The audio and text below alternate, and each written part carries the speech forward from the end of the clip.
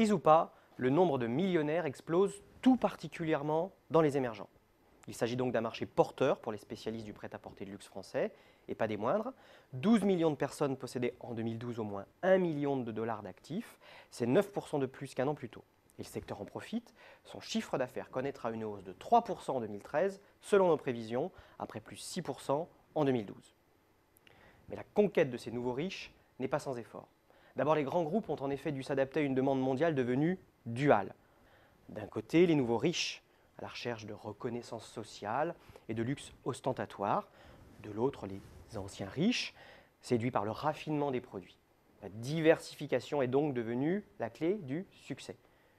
Pour les pays émergents, Dior ou Cartier ont aussi par exemple lancé des produits spécifiques pour la Chine à l'occasion de l'année du dragon en 2012.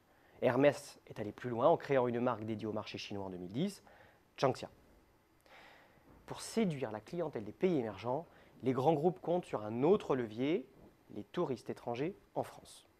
À l'image de Chanel, qui agrandit sa boutique historique à Paris, les leaders du luxe renforcent leur parc de magasins dans l'Hexagone pour satisfaire aux exigences de ces nouveaux clients en matière de shopping. Et il y a urgence.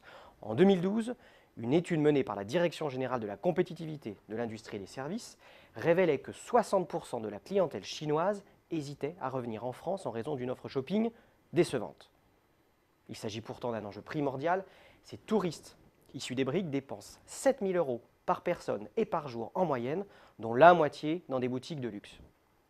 Enfin, dernier moteur de croissance du prêt-à-porter de luxe, l'e-commerce.